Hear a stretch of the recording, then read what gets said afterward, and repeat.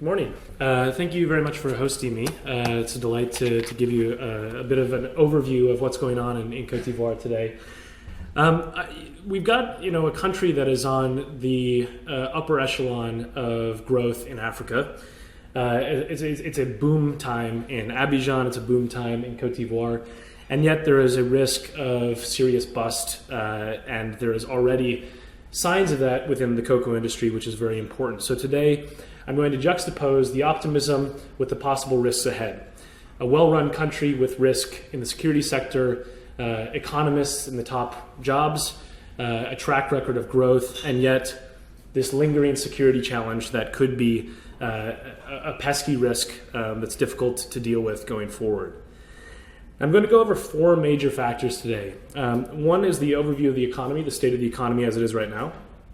Second is a brief political history, which I know is often less relevant to people outside academia. But in Côte d'Ivoire, in understanding the risks ahead, you have to understand the tensions of the past. It is absolutely critical to understanding the likely political volatility and why I have some call for caution going forward. Third is an update on the security crisis that's happening, security politics. This is particularly in light of recent mutinies, which not only happened in January, but also over the weekend, which I'll go into some more detail in. And the risks ahead going into the 2020 presidential elections, which are looming very large indeed in Ivorian politics.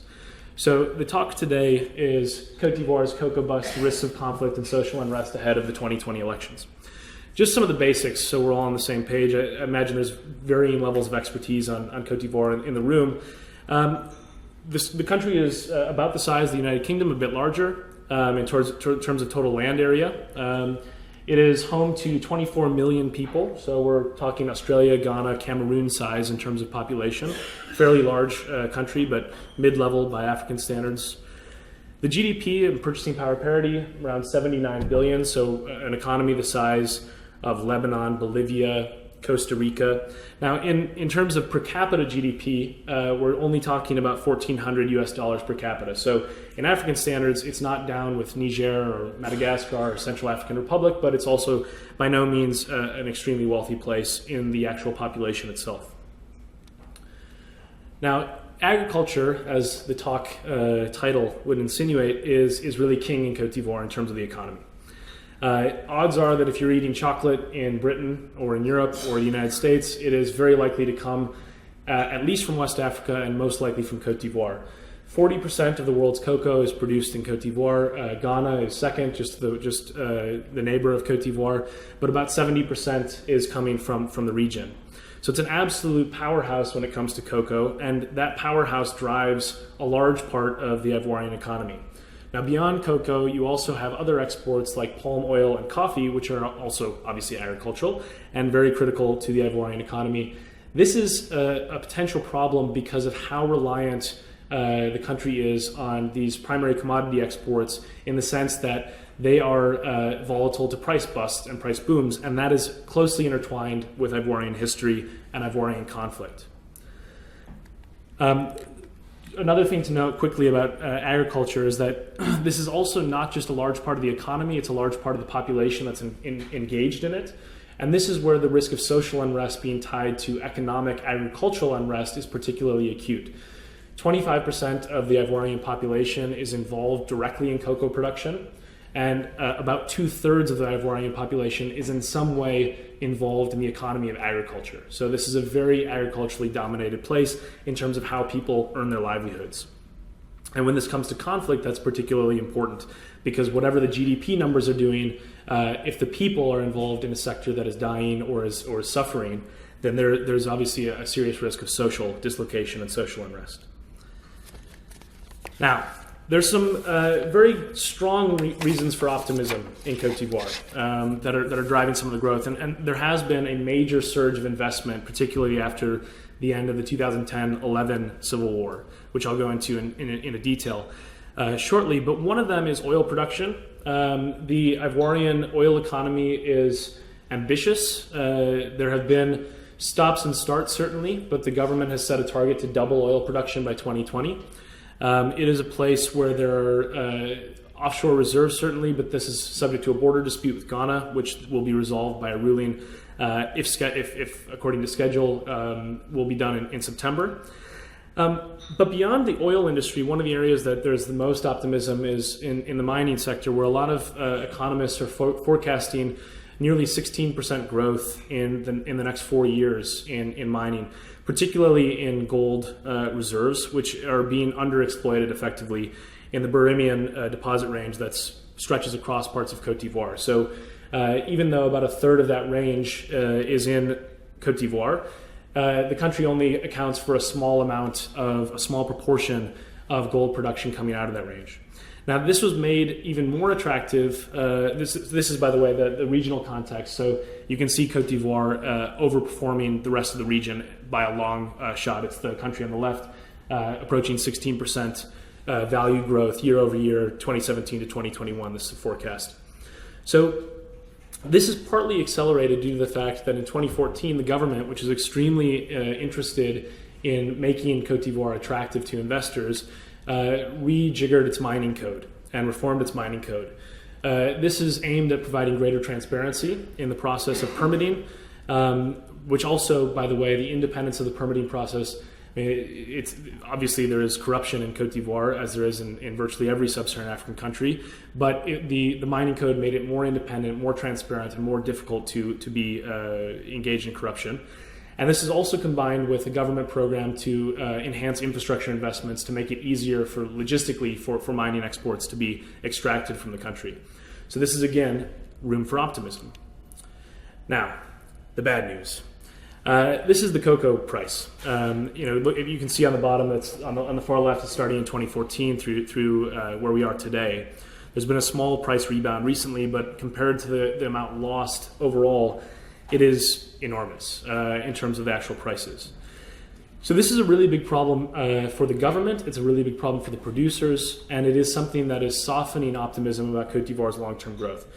This is not something that is new, however. Cocoa prices have boomed and busted repeatedly through Ivorian history, and this is why, again, as I'll go through the political risk aspects, I'm a little worried, is because often a cocoa price bust has presaged political volatility.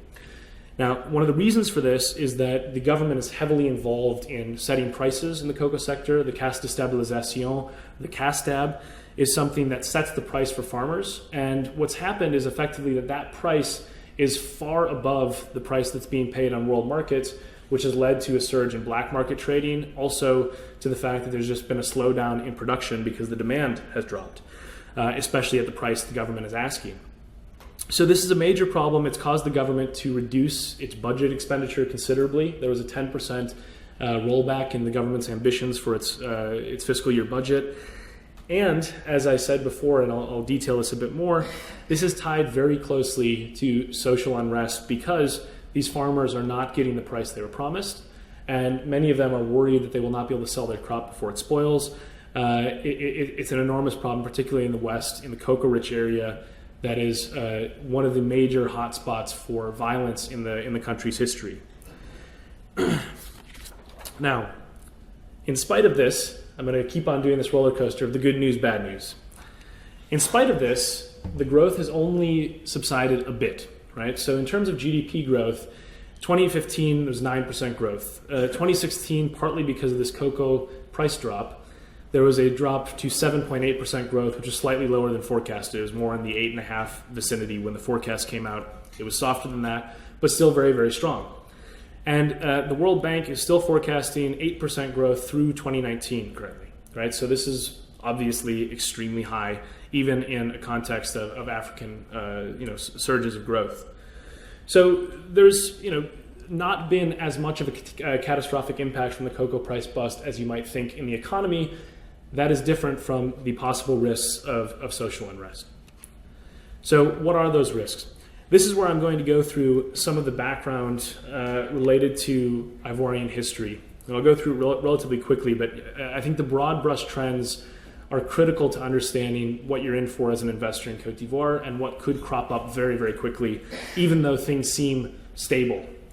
So if you start back in the post-colonial independence period, and I promise I'm not going to give you a long history lesson, But Félix Houphouët-Boigny was the post-independence master of patronage in Côte d'Ivoire, and he ruled from independence through to the early 1990s when he died.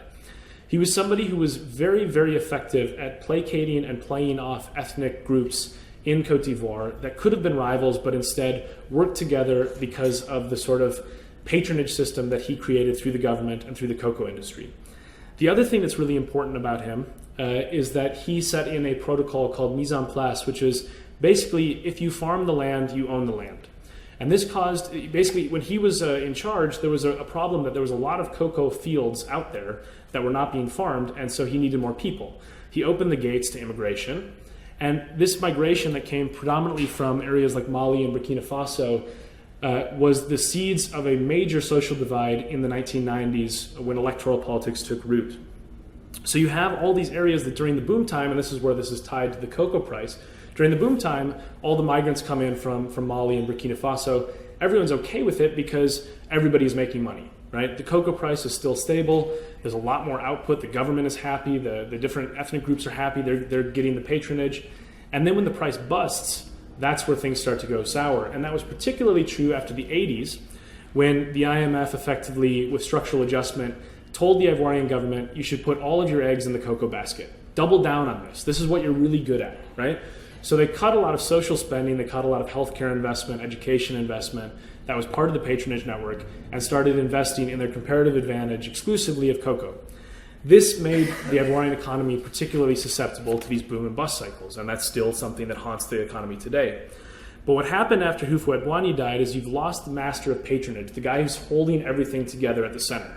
He dies at the same time that the country experiences its first multi-party elections. And democracy, flawed as it is in Côte d'Ivoire, is something where people realize very, very quickly there is this latent animosity towards foreigners. And maybe I can exploit this for political gain, right? I mean, this is a story that is not particularly unusual in Western Europe now either, but it's something that was very important in Côte d'Ivoire because there was a pretty large divide in the country demographically. Not only did you have a lot of these farmers who are now in a situation where there's a lot of tension in the cocoa areas, the price is falling, who are these foreigners that are farming the land, but also the northern half of the country is predominantly Muslim. There's a different demographic group, whereas the south is more Christian. And beyond this, you have this question of the banner holder of the northern part of the country, who's now the president, and we'll get to how he gets there in a moment, Alassane Ouattara, was excluded from the 1995 and 2000 elections based on his basically whether or not his parents were truly Ivorian. Right? There's this idea of Ivoirité. Are you actually a real Ivorian? And this is still a problem for the country today. But those exclusions were based on the question of, was his mom and dad actually Ivorian, or were they really born in Burkina Faso, right? So, and this is still, this is being debated in 2016 and part of the Constitution, et cetera. But the point is that exclusion, right? You basically stripped away the political involvement from the northern half of the country at the same time that the cocoa bust is happening and the country is doubling down on cocoa. It's a recipe for a serious problem. And that's why after he was excluded in the 2000 election, very shortly thereafter, there was the first Ivorian Civil War, which started in 2002. This was effectively a low-level conflict over 5 years. Several thousand people were killed. But for the large duration of the conflict, there was a sort of a period of neither peace nor war where the country was effectively divided in half, right? North and south, Muslim and Christian, and Ouattara versus the powers that be in Abidjan. After this crisis was ended in 2007 through a series of political accords, the 2010 election happened, in which Ouattara was allowed to run, and he won the election, right? But this was disputed by the president then, Laurent Gbagbo, who said, actually, I won the election, and said he was going to stay in power. This preceded the second Ivorian Civil War, which also involved French military intervention to arrest Gbagbo and transport him eventually to The Hague, where he's now on trial at the International Criminal Court, and Ouattara became president in 2011. But you can imagine that there's a lot of divides when a country goes through two civil wars. There's a lot of guns and weapons in the country, and there's a lot of these social risks beyond the security environment with an economy so dependent on cycles of things like cocoa, coffee, and palm oil. So this is the situation that the country found itself in 2011.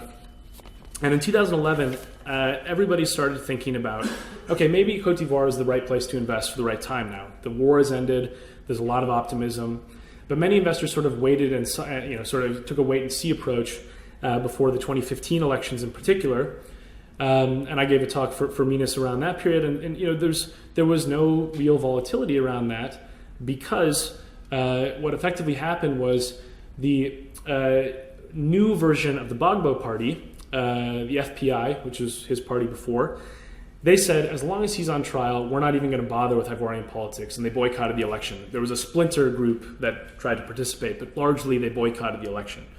So Ouattara was reelected in a landslide, and that means from 2015 to 2020, he's in office, right?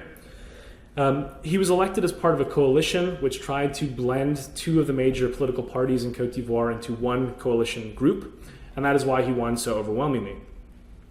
After doing that, investors were reassured quite a lot, right? The election went off without a hitch.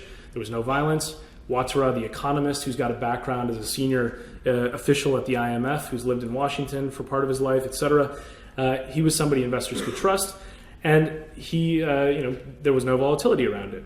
Then in 2016, he passed a constitutional referendum, overwhelmingly supported, even though there was low turnout, which created a vice president for Ouattara, which we'll get to why that's important in a second, a partially appointed Senate, which gave more power to his administration, and also gets rid of that contentious eligibility clause about the parents being both Ivorian. Now only one of them has to be Ivorian, and it tries to settle this dispute, which has long been a claim by the other faction that he's an illegitimate president, right? Then after that, last December, just a couple months ago, there were legislative elections, which this coalition that Ouattara is the head of won overwhelmingly. They won an outright majority in the National Assembly. Again, this was partly because the ex-Gbagbo officials, most of them called for a boycott of the elections. There was very low turnout, and as a result, that party only won 3 seats, right? A tiny, tiny minority.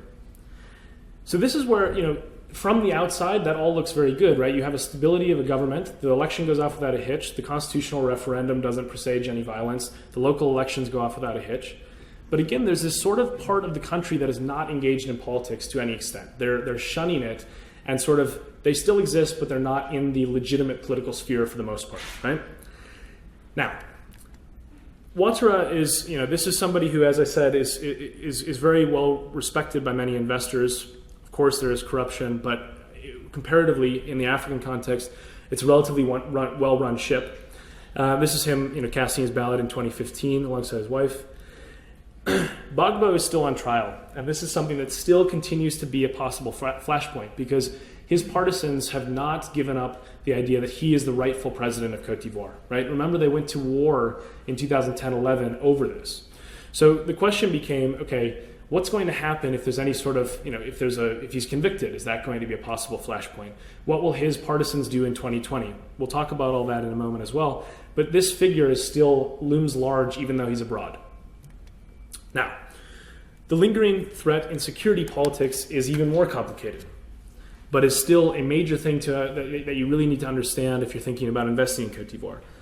Now, things have gone relatively well. I mean, compared to the 2 civil wars, there has been a remarkable level of stability, a remarkable lack of violence, with the occasional flashpoint or hotspot coming up.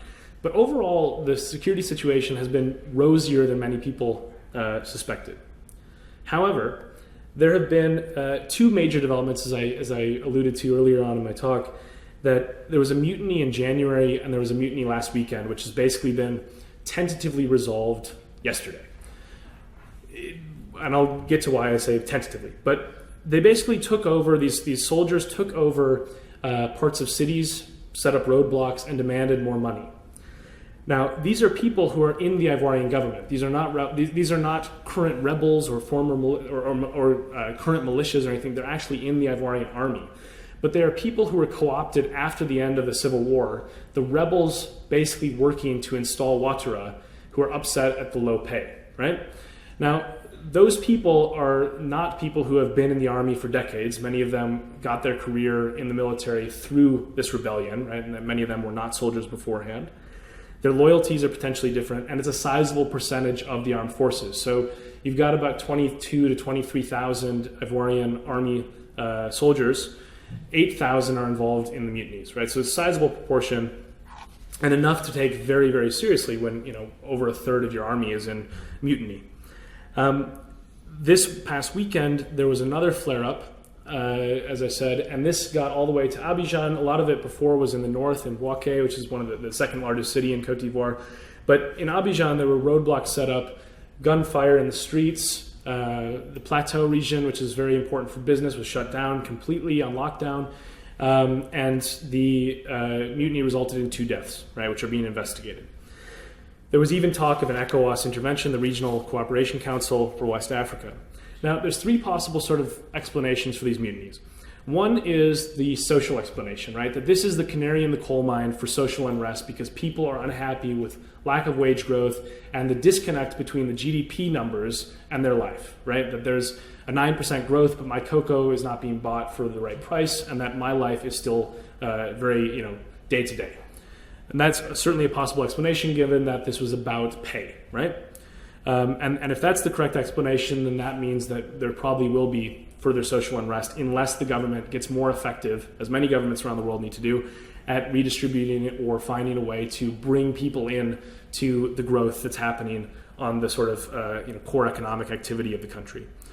The second explanation is possibly more troubling for political risk, and that is there are several rumors. Again, I've heard this from people I talk to in Côte d'Ivoire, but it's very difficult to confirm, that Guillaume Soro, who we'll talk about more at the end as well, triggered this. Now, Guillaume Soro is a guy who used to lead the rebels in the 2002 to 2007 Civil War and rode that to become Prime Minister and now President of the Assemblée Nationale. So he's a major figure in the government. There was rumors that Ouattara, who is thinking forward to 2020, was not going to have Soro be his successor and might actually fire him, to sideline him, and that people loyal to Soro in the armed forces, remember these are ex-rebels that are mutinying, basically mutinied to sort of do a warning shot to the government that we are loyal to Soro, and as he goes, so go we, right? That is potentially a more troubling interpretation because it means that as we go towards 2020 and the possible scenarios of the election, that there may be the infighting that actually goes, political infighting at the national level may actually be embedded in the armed forces, right? And that's worrisome. And the third is related to this. The third possible explanation is this is just a question about factions in the military. We know that there are soldiers that are loyal to Ouattara exclusively, soldiers that are loyal to Soro exclusively, and also soldiers that are still holding out hope that Laurent Gbagbo will make a triumphant return from the International Criminal Court and become the rightful president of Côte d'Ivoire. All of these people are in the army, right? So the factional aspect of the military is something to keep an eye on because, again, the mutinies may not end. We've had 2 already this year. They've gotten basically what they wanted, and to an extent, there's a risk that the more they work, the more there's a temptation to have them. In addition to this, within the armed forces, there is also the disarmament, demobilization, and reintegration plan that was internationally drawn up in Côte d'Ivoire was relatively ineffective in certain parts of the country, which means that militias that were loyal to various figures and also militias that were loyal to Gbagbo very likely still have a lot of weapons, right? And this is, again, why things can flare up very quickly is because they don't have to find an international sponsor to start fighting. Given that there's only 22,000 people in the army, it doesn't take a massive number of people to pose a real challenge in taking over a city. So this is something to keep an eye on, especially as the election brings this contentious politics back to the fore. There was also previously talk of reducing the number of soldiers by 4,000 to save government funds. Again, think about how this is related to cocoa. As the price bust happens, you have less money to pay soldiers, the risk of mutiny rises, you try to fire some soldiers, the risk of mutiny rises, right? So these things are feeding off each other. And on top of this, the UN peacekeeping operation is ending in June, so just in a few weeks, and which has been in place since the end of the 2011 Civil War. So these aspects of the security politics environment are obviously very important in understanding the tensions that are here, right? Now, I must say with the caveat, again, to give the dose of optimism, that these tensions have been present for a long time, right? That this is not something that is necessarily new. So there were always the soldiers loyal to their various figures. There were always the militias. That was true since 2011. And in the talk I gave in 2015, I said the same thing, that there is still a massive divide. The question is whether this gets activated, right? Whether the divides become weaponized by politicians, or whether the divides become automatically weaponized by the fact that, for example, the government doesn't pay people the right amount, or there's an administrative problem, or in the West, for example, that the local population is so upset at the cocoa price loss that they press their own militias or their own local armed forces to do something about it.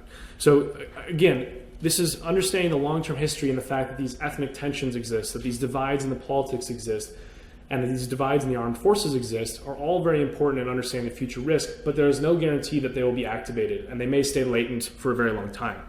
And this is why I'm going to end the talk talking about the 2020 election, which seems like sort of an odd thing to talk about in 2017 when we are so far away from it. But it is basically conditioning all of the fault lines in Ivorian politics right now to a very large degree. And there's some important reasons for that. So this is, by the way, the photos from the mutiny. So the 2020 elections, the next vote looms large. Why does it loom so large? Well, Alassane Ouattara is aging. He's quite old. And he is somebody who is not going to stand for re-election in 2020. So, if you look in the political science literature, which, whatever you think about it, one thing it's pretty right about is that, especially with African politics, is that the most likely time for a government to change in Africa, by far, the number one driver of it is when the incumbent is no longer running. And this is happening in Côte d'Ivoire in 2020, right? So it is the greatest moment of potential regime change, or at least presidential administration change that Côte d'Ivoire has faced, certainly since the Civil War. And that means that there is a much wider array of possible outcomes from the election. Now, Ouattara is among the political class. Again, this discounts the fact that there's all these Gbagbo people who are not really engaged in the legitimate political sector. But among the people who are, Ouattara is popular. So his designation of who will be his successor is absolutely critical.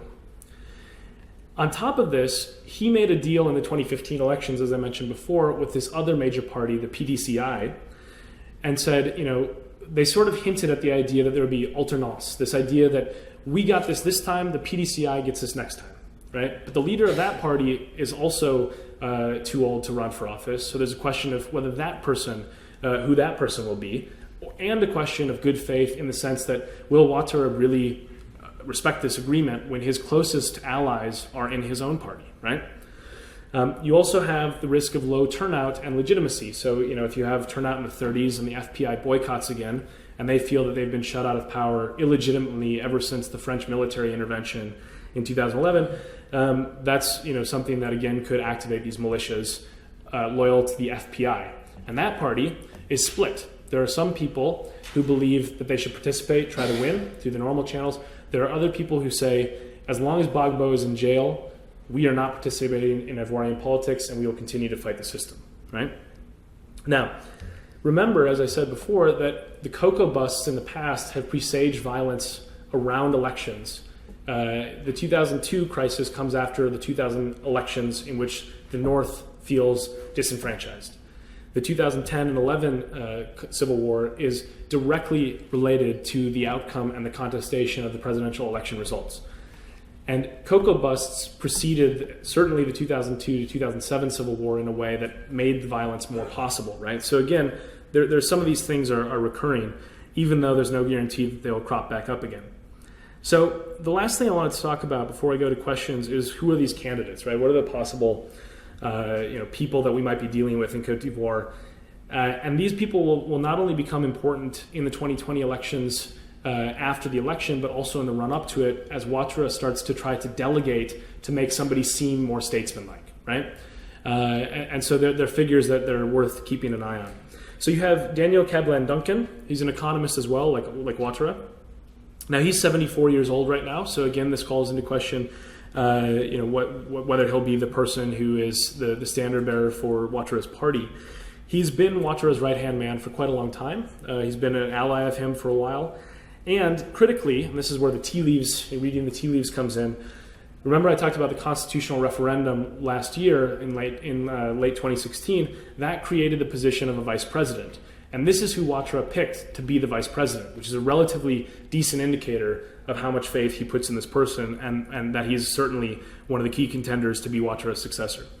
Second, Amadou Coulibaly, who's 58, a bit younger, the prime minister of Côte d'Ivoire. So we have a president, a vice president, and a prime minister, and as I'll get to in a second, a president of the National Assembly. But Coulibaly has been the prime minister of Côte d'Ivoire, and he is close to Ouattara since the 1990s as well. He's somebody very much in that same camp. You have Hamed Bakayoko, who is the interior minister. He's been around for quite a long time with the Ouattara government as well. He is viewed by some in Ouattara's camp, at least people that I've spoken to, as maybe being ready in 2025. There's a question of whether he's really ready for prime time yet. And the same is being that same charge is being lodged against Guillaume Soro, the guy I talked about previously, who is the president of the National Assembly, former rebel leader, who's very ambitious, right, and also controls the loyalty of a significant swath of the Ivorian armed forces. So the question is, what happens if Ouattara picks his vice president or his prime minister as his successor? Does Soro break out on his own and try to challenge them, right? And if he feels slighted by the process, does he activate his loyalty in the armed forces and prompt mutinies, whatever it is, right? This is the other question. Then you have the FPI, which is split basically between the sort of more pragmatic wing of Pascal Affi-N'Guessan, who is somebody who says, let's participate and try to win. And then Abdurrahman Sangare, who is somebody who's more of a hardliner with the FPI and says it's either Gbagbo or nothing.